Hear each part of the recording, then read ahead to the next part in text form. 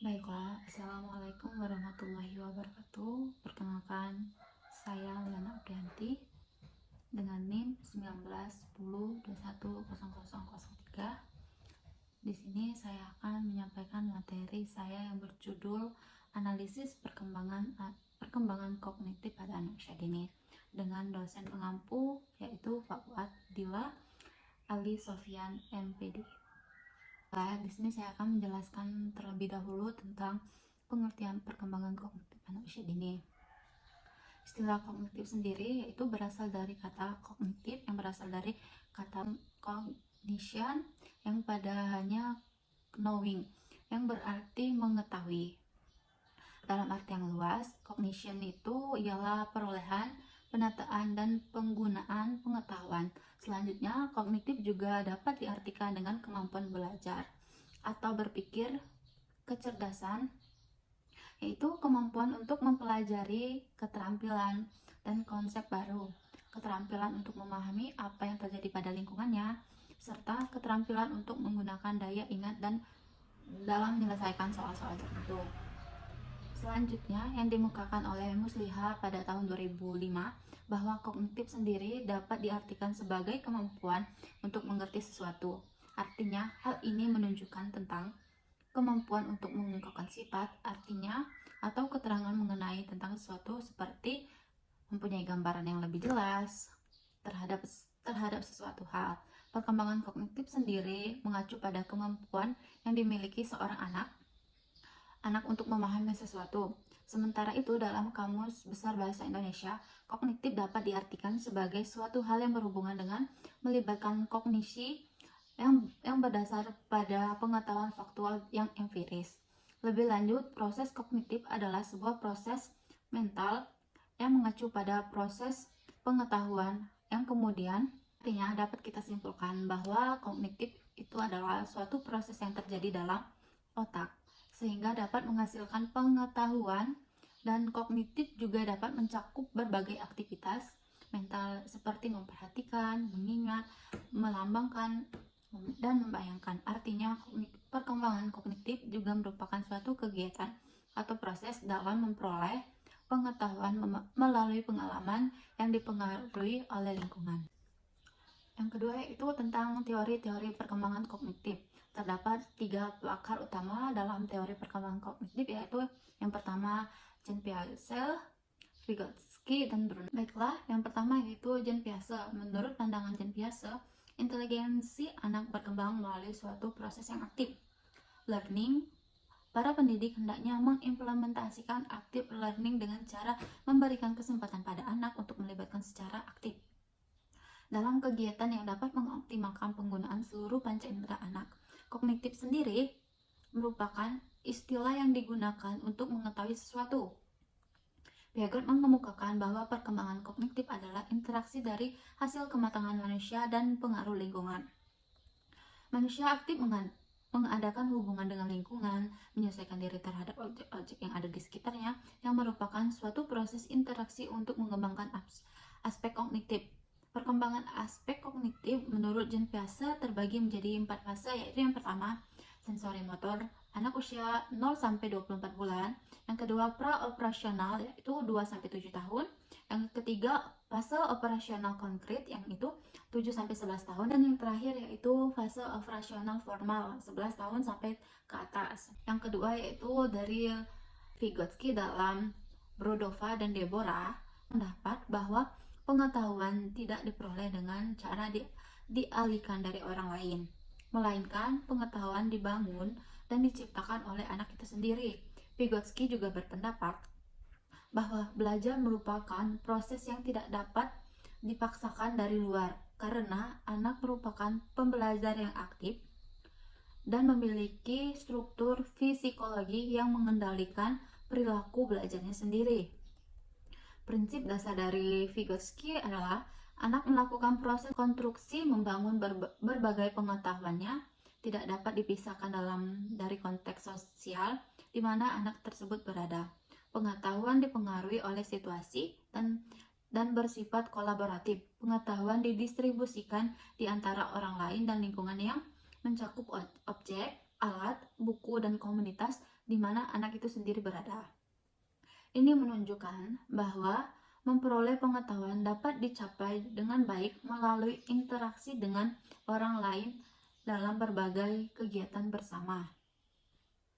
Berkaitan dengan proses pembentukan pengetahuan, Vygotsky mengemukakan yaitu ada konsep Zoo-Fractional Development yaitu ZVD sebagai kapasitas potensial belajar anak yang dapat berwujud melalui bantuan orang dewasa. Strategi pengembangan pertahapan atau scaffolding memberikan bantuan secara perorangan berdasarkan pada ZVD pembelajaran.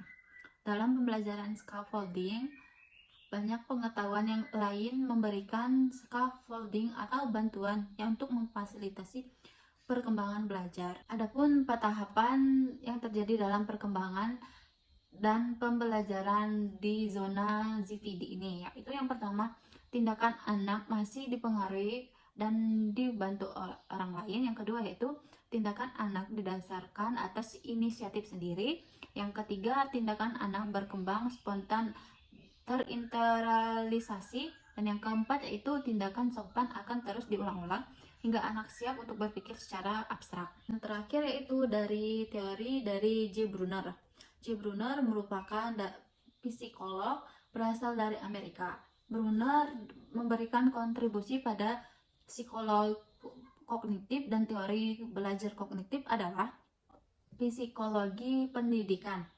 Teori Brunner menjelaskan bahwa proses belajar akan berjalan dengan baik dan kreatif jika guru memberikan kesempatan pada anak untuk menemukan suatu aturan, termasuk konsep-konsep, definisi, dan sebagainya. Melalui contoh-contoh yang menggambarkan atau mewakili aturan yang menjadi sumber dari pendekatan ini, yaitu belajar ekspositori, belajar dengan cara menjelaskan. Anak diberikan suatu informasi dan diminta untuk mencari contoh-contoh secara konkret. Selanjutnya tentang tahapan-tahapan dalam perkembangan kognitif. Yang pertama yaitu tahapan sensori motor dari usia 0 sampai usia 2 tahun. Yaitu yang pertama, anak berpikir dalam pola visual. Yang kedua, anak menggunakan indera untuk mengeksplorasi objek yaitu melihat, menyimak, membawi, merasai, dan manipulasi. Yang ketiga, anak belajar mengingat ciri fisik sebuah objek. Yang keempat, anak mengaitkan objek dengan tindakan dan peristiwa tetapi tidak menggunakan objek untuk menyimbolkan tindakan dan kejadian.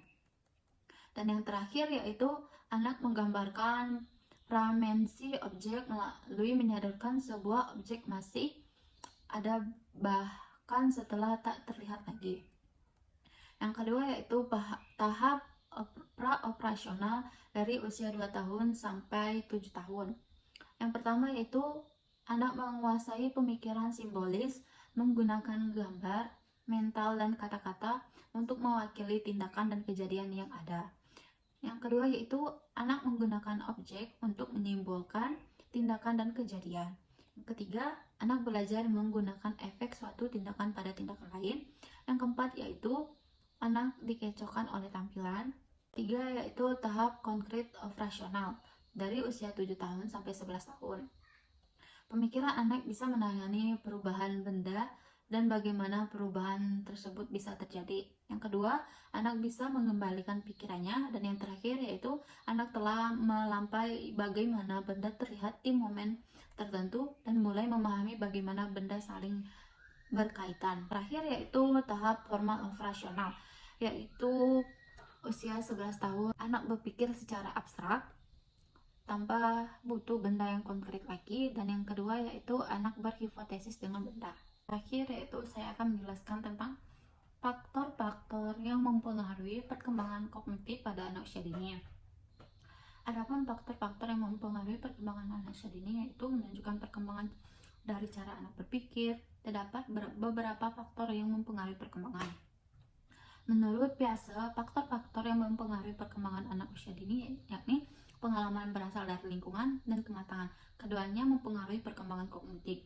Yang mempengaruhi perkembangan kognitif, namun sedikit banyaknya faktor yang dapat mempengaruhi perkembangan kognitif Nah, itu yang pertama, faktor hereditas atau keturunan.